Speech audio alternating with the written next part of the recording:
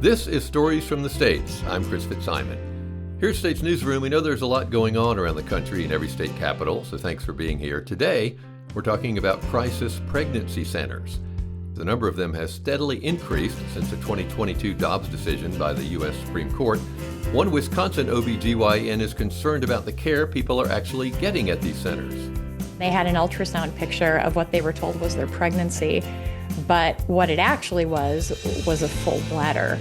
State governments now decide how they'll regulate abortion, including which organizations receive state funding related to reproductive health. Crisis pregnancy centers are seeing an influx of taxpayer dollars without much oversight. The funding from some of the same state governments that banned abortion, they increased their funding for pregnancy centers as a sort of antidote. We'll chat with a States Newsroom reporter in a moment about how much public money is going to these centers.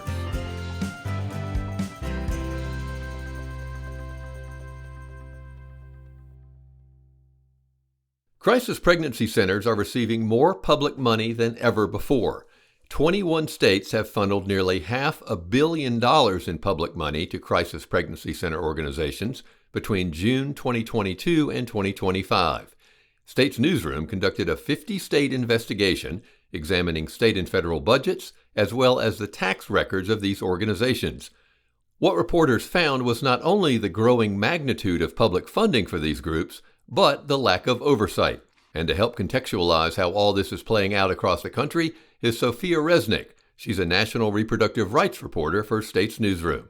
Hi, Sophia. Hi, Chris. So let's start for folks who probably might have heard the term crisis pregnancy centers, but might not know much more about them. What are they actually? So crisis pregnancy centers, they are centers run by anti-abortion organizations that started in the late 60s. The first one was founded in Honolulu, Hawaii. And they're sometimes called the hands and feet of the anti-abortion movement because their job is to actively dissuade people from having abortions as they're heading into an abortion clinic or a reproductive health clinic that also gives abortions. And they have developed over time, and now the anti-abortion movement tend to not use the term crisis pregnancy center. They use terms like pregnancy help center that offer more services like limited ultrasounds and pregnancy tests. But they're also called pregnancy resource centers that offer more just counseling and information that we have found, and that researchers have found that sometimes this information is intentionally misleading to prevent people from having abortions.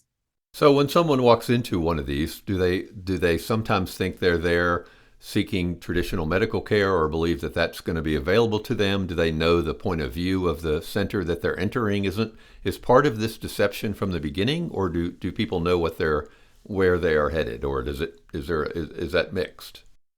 So the short answer is that it depends. What we have found is that it's mixed, and that over time, as there's been more criticism and more scrutiny on these centers, they have changed and amended their ways. And in the past, there's been a lot of focus on the fact that there has been misleading information, and that on the outside, there'll be posters that say free testing, abortion information, come in. Sometimes people have called centers and said, do you have abortions? They'll say, let's talk about it. Come in. Now there are, because of the scrutiny over time from different news investigations and other research shining a light on some of the deceptive practices, more of these centers now, like at the bottom of their website, it'll say in smaller print, like, we don't offer abortions. But at the top, they'll say abortion information or abortion services even. Their target audience for most of them is people who want abortions. So they're trying to get people who want abortions or think they want abortions or think that might be the option for them to come into their center first, so they can tell them why abortion is horrible, why it's dangerous, why it will ruin their lives. But also, it's important to say that some of these centers do offer services and help and kindness to people. Well, I was going to ask about that. So are there medical personnel at these centers, or does that also depend on the center? Again, it depends. So there are approximately 3,000 of these centers around the country. And It seems that there's a smaller subset that do offer more expansive services and do have more medical personnel on staff. Most of them don't have doctors on staff. They'll say that they have an off-site medical director.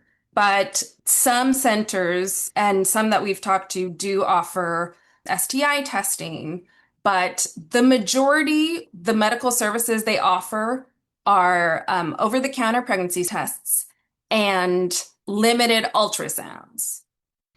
So have the number of these centers grown since the Dobbs decision in 2022, or have they were already growing, I assume? What's happened since the Supreme Court decision? So after the Supreme Court overturned Roe v. Wade and overturned federal precedent allowing abortion protections around the country in 2022, it does seem that the amount of centers have steadily increased, but they've remained around the 2,500 to 3,000 figure for the last several years. What has happened, as you noted at the top, Chris, is that the funding from some of the same state governments that banned abortion, they increased their funding for pregnancy centers as a sort of antidote. Like, don't worry, we're going to increase help for the same women who won't be able to get abortions in our state. And what sort of money are we talking about? I know it was a laborious process that you guys went through putting this story together. How much public money is being spent? So what we found is that 21 states have infused centers with about $500 million between 2022 and 2025, and then 1.3 billion in total federal government grants. So that includes local, state, federal between 2019 and 2024. Is there regulation that comes with this money? Is there oversight? Is it reviewed in states to see if they are misleading people, or how's the process to look at how this money is being spent? In some cases, yes. In some cases, no. And in some cases, states that have been audited and there have been issues finding how they've spent or not spent the money, they continue to get more funding. Does that depend on how the state overall views abortion rights, or does that just vary state to state? It's maybe hard to put that in one category, I guess.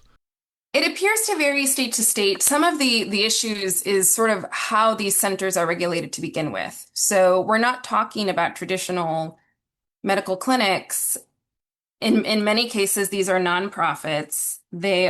Most of them are faith-based. And you can look at their mission statements and their 990s.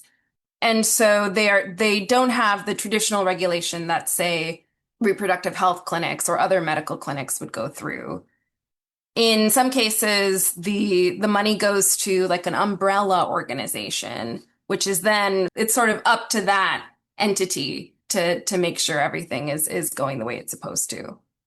Your story details some really horrific examples of either misinformation or dangerous information that we're giving to people who came in. Can you tell us a story or to sort of illustrate the dangers of these clinics? So one story that we have comes from a high-risk obstetrician gynecologist who's currently working in Colorado, but she, at the time in 2019, was in St. Louis, Missouri, working the emergency shift. And this woman comes in, and the way that Dr. Leila Zahedi Spung described it to me is that her belly was full of blood. And what had happened is that she was pregnant, this woman was pregnant, and had an ectopic pregnancy, which means the embryo was not in the uterus, it was in her fallopian tube. And that is, despite what some lawmakers have said publicly, it is always going to end in the death of the embryo, and the pregnancy needs to end, or it can kill the pregnant person. And so what happened was this woman walks in, her ectopic pregnancy has ruptured and needs immediate treatment. But the thing that was crazy to Dr. Zahedi Spung is that she had already known that she was ectopic a couple days ago because she had gone to this mobile pregnancy center, so an RV that was parked outside of the Planned Parenthood that gave her an ultrasound. And this woman told the doctor that, well, I was told that it is ectopic, but that it could be saved and that I should eventually go to the hospital and that you could save it. They didn't communicate to her that this was an emergency situation, that she needed to go to the hospital immediately, and that it couldn't be saved. Now, in normal cases, if that happened at a traditional regulated medical center, there would be a follow-up, an investigation. People would be asked questions about that. Do these sort of events, and there are several of those in the stories that you guys have produced. Is there follow-up with these centers in these kind of cases? So far, there, at least in the stories we have, and some of them date back a few years, it really depends. There has been a malpractice case in Massachusetts, and there have been some complaints here and there. But overall, a lot of these centers, because all of their services are free and they don't take insurance, so they don't have to comply with regulations that come with that, including, as we all know, HIPAA, which stipulates that there has to be privacy and confidentiality. These centers are just sort of giving out medical advice without having the strings attached. Well, and finally, before I let you go, what do the Crisis Pregnancy Center people say? What is their point of view on this, that they're providing a service? Yes, they say that they are providing vital services to people, a range of vital services. And we have talked to people who have gone to crisis pregnancy centers, either knowingly or unintentionally, who do report that they did receive, vital support and material services that were really helpful, in some cases life-changing. And I think that's really important to understand, and especially people who are religious and who are, who follow the same conservative Christian practices that many of these centers do. They tend to be attracted to those centers, which is wonderful, in my opinion. Our issue, some of the problems that we found, is in lack of transparency, lack of saying what kind of services they do and don't offer. But the other thing that crisis pregnancy centers and, the way pregnancy help centers or pregnancy resource centers, they are trying to also, in their minds, offer an alternative to abortion.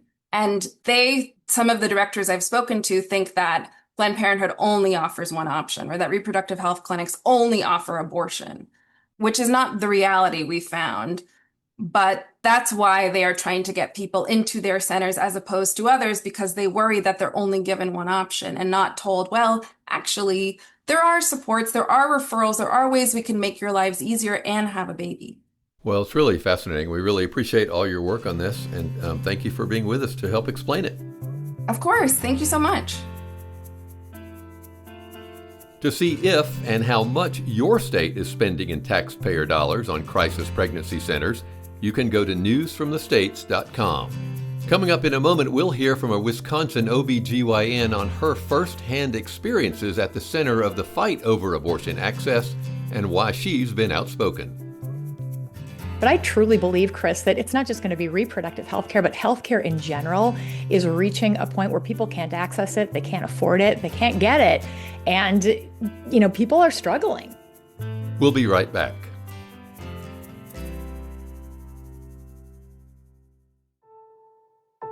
At a time when so many communities are losing their local news outlets, States Newsroom is filling a gap. We are now the nation's largest state-focused nonprofit news organization, with reporters based in every state capital and Washington, D.C. But we can't do it without your support. Your contributions allow us to produce award-winning journalism and deliver it to you for free, no pop-ups, no paywalls. This is a crucial time to support local journalism, and every bit helps. To give, go to statesnewsroom.com/donate.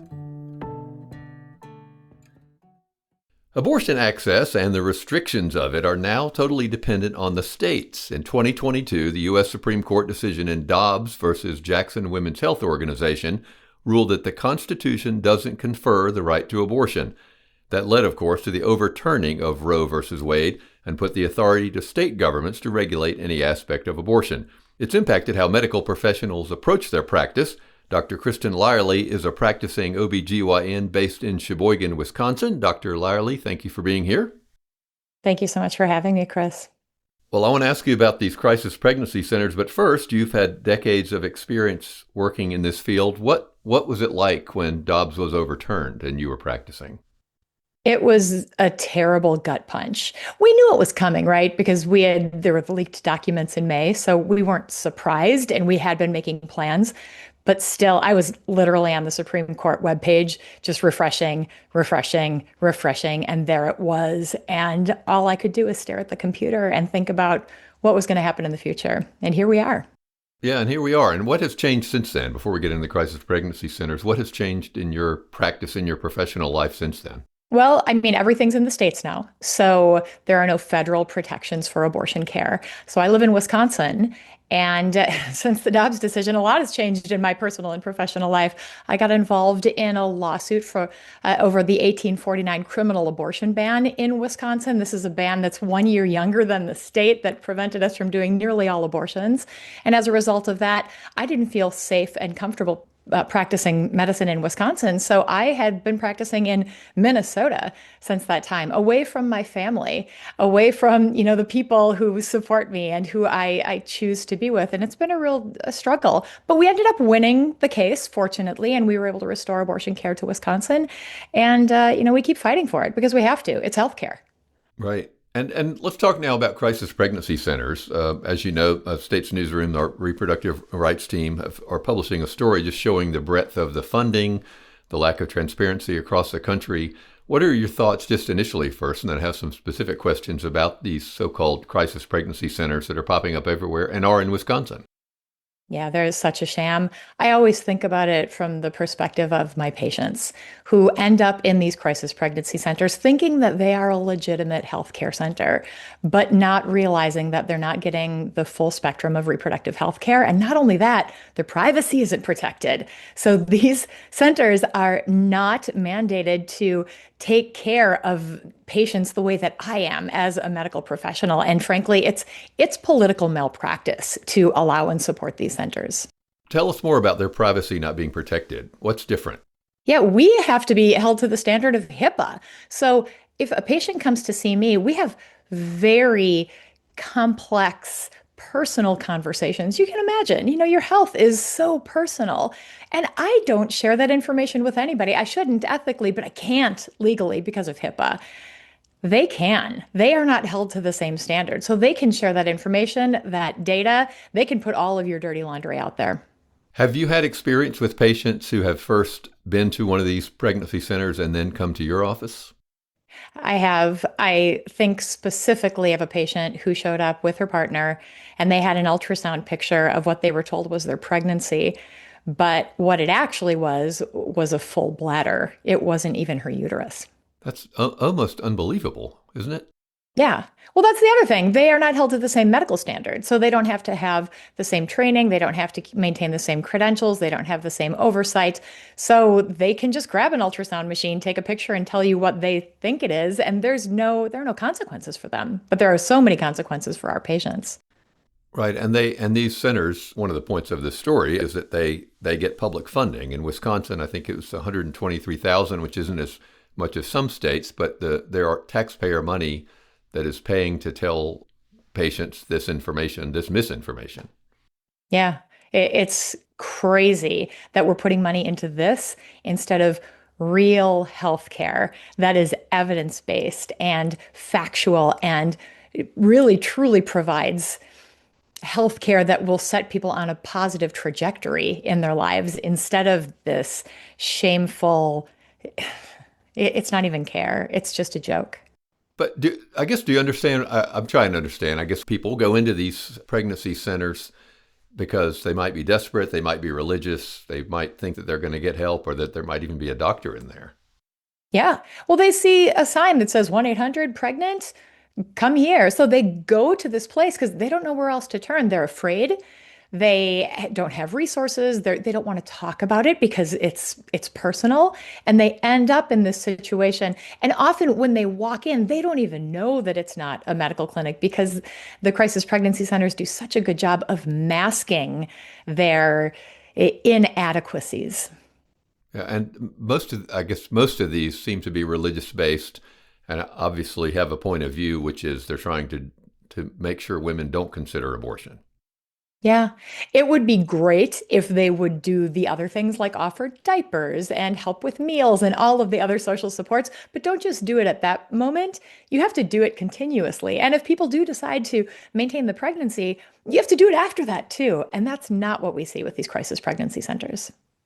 You know, it's interesting after the Dobbs decision overturned Roe v. Wade, it felt like that abortion rights and access were on the front page for a while. And now it's almost as if that, for some people, not you, not people who are in this situation, but in terms of the public consciousness, it might have slipped off the headline some, but it feels like this story and many others show that people are still facing these tough decisions every day. Well, look at what's happening in the world. Look at what's happening in our government. Every day it's some other shocking, crazy, unbelievable story. It's hard for these slow, long, chronic things to break through and become a headline. But I truly believe, Chris, that it's not just going to be reproductive healthcare, but healthcare in general is reaching a point where people can't access it, they can't afford it, they can't get it. And, people are struggling. So we are going to be hearing more and more about this as people realize that they can't get the care that they need and they're suffering as a result of it.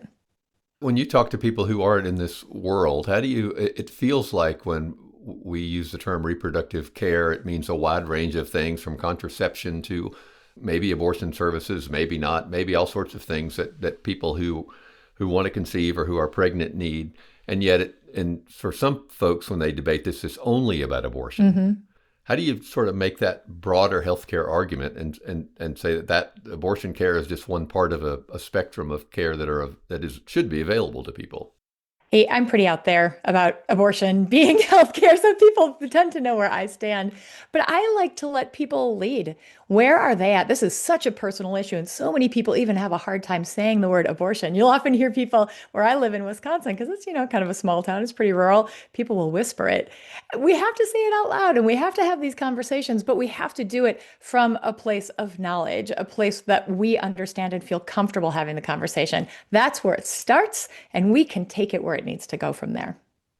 What do you wish would happen with crisis pregnancy centers? Wisconsin funds them, not as much as some states. It's $500 million, the story has found in the last few years across the country, more than $1 billion in the last several years. And that funding in many states is dramatically increasing. I wish they would be honest. They do offer some services that are valuable to people.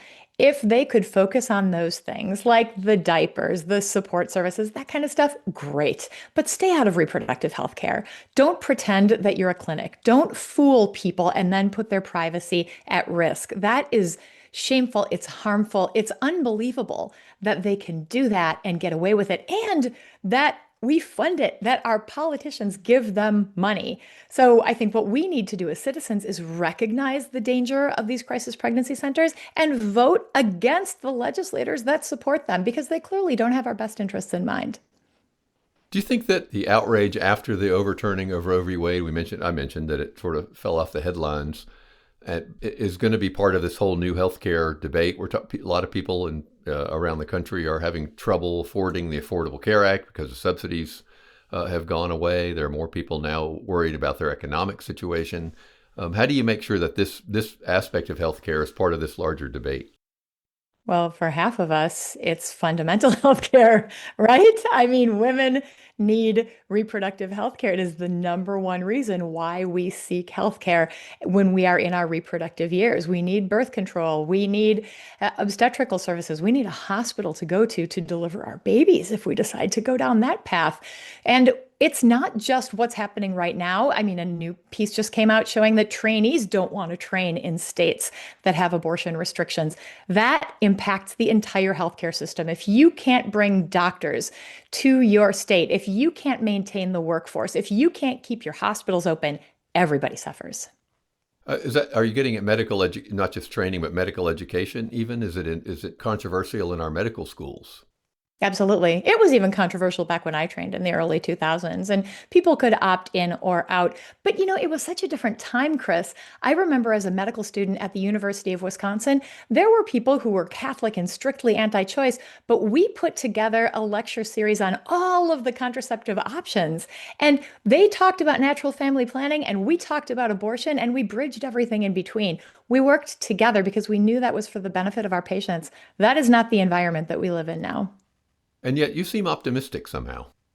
Yeah, because I believe in women. I believe that people do understand what's happening here. And I think that people are getting to the point where they know that they need to stand up. So I am optimistic. Well, let's end on that positive note. Thank you so much for sharing your knowledge and experience. We really appreciate it. It's been a pleasure. Thanks for having me. Coming up shortly, we'll check in with Evening Wrap newsletter writer Danielle Gaines on the top stories of the week and one last thing. Hi, it's Nell Dunlap, Product and Engineering Director at States Newsroom. At States Newsroom, we believe journalism should be fair, fearless, and free.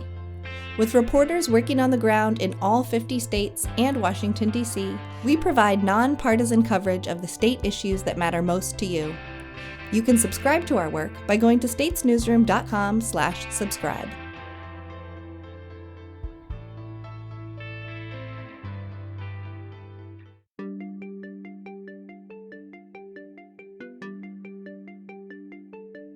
Now it's the time of the week when we check in with Evening Wrap newsletter writer Danielle Gaines to get a sense of what's happening around the country. Danielle, how are you? Hi, I'm good. How are you? Good. So tell us what caught your eye this week. Sure. We had a series of stories since the last time that we've talked from New Jersey, Minnesota, West Virginia, about judges getting increasingly fed up with the Trump administration not abiding by their orders. This is all related to immigration cases. And so this week there was a hearing where some of the top officials in Minnesota were called in. They were asked to show a judge why they should not be held in contempt, criminal contempt. In that particular case, it was about not returning people's possessions to them after they're released from custody. So we had reporters there. The judge had consolidated 28 cases where people were released without cash, phones, jewelry, other things that were taken from them while they were illegally detained. And attorneys filled 3 rows in the courtroom for this hearing, attorneys for people who had been held. And one of the things that struck me about that was that releasing people without their belongings had become so common in Minnesota that a care team had been established outside the federal building to give people basic clothes, a ride home, a cell phone to use. And this is a story that we're seeing across the country. So in New Jersey, a judge just ordered a whole new process for attorneys, prosecutors, and immigration to abide by to basically make sure that people aren't being transferred to new locations against judicial orders. It sounds like we might continue to see this. I wondered if it'll ever come to, that contempt thing. It always feels like it's just short. In Minnesota, on the property case, they did, suddenly find almost all of the property and return it. There were some things that were lost. Ultimately, that's what they said. They just continuing to look would be futile. But they said basically the chaos of so many arrests is just making it really hard on them. And that's kind of what they said in New Jersey as well. Yeah, it's really interesting. Okay, what about one thing to look forward to or one thing coming up? Yeah, something I'm watching. I know we've talked on the podcast before about redistricting. So just recently, there was a decision in Virginia that allows early voting to begin on Friday for their redistricting amendment. So this is something that was passed by the newly Democratic trifecta in the state that says basically that lawmakers can draw up new maps outside of the typical census cycle this year to, quote, restore fairness in elections. And they would resume the typical schedule later. This is, of course, because in response to the Republican gerrymandering efforts across the country, if voters approve, it would likely reshape Virginia's map from a 6-5 partisan split to favoring Democrats in as many as 10 districts in the state's 11 districts. So it's definitely something to watch. And, early voting has begun. Election day is not until April 21st. Republicans have launched a campaign against the measure. The court case is still pending. So there's kind of a lot of moving parts to keep track of there still. It's really interesting what sort of domino effect it had when President Trump called on Texas Republicans to start this whole process. Yeah, and there's still other things happening in other states as well, of course. So, in Wisconsin this week, the Democratic governor essentially challenged the Republican legislature to hold a special session in April to ban partisan gerrymandering. So that's kind of a different direction than we've seen. In Maryland, there's pressure on that state to redistrict in favor of Democrats. They say it's dead. The Senate says it's dead, but session is still going. So you never know. Yeah, you never know. All right, what about one last thing? Yeah, we had this story out of South Carolina, and it was what caught my eye about it first was really the photos. So it was a group of people in South Carolina. They all came to the State House to advocate for the continued preservation of Rosenwald schools. And so you had some very seasoned, some elder residents in the state who had graduated from Rosenwald schools. And it also brought young people. And there were these young boys who were dressed as Booker T. Washington and Julius Rosenwald to advocate for the saving of these schools. So Rosenwald schools were established by Julius Rosenwald in the early 20th century to give Black children an opportunity for education. There were probably about 500 of those schools in South Carolina. Wow. Yeah, they were prolific. They were especially prolific in the South, where it was, harder for Black children to get an education, and they kind of dotted the rural countryside. But now only 44 of those schools are still standing, and so this group of people had all come together to advocate, in their preservation and to continue telling the story about perseverance, resilience, and education. That's so interesting. And I'm trying to decide if I want to consider myself seasoned. But either way, it's a fascinating story. I wish I'd come up with a better word before we were recording, Chris. No, that's great. That's great. Thank you, Danielle. Thank you. Thanks for listening to Stories from the States. I'm Chris Fitzsimon. Mallory Chang produced and edited the podcast. David Singer produced our theme music. If you liked what you've heard today, please leave a rating and review. It means a lot to hear what you think about the podcast. And to stay up to date on the latest episodes, you can subscribe now to Stories from the States. It's a podcast produced by States Newsroom, available wherever you listen to podcasts. We'll see you soon.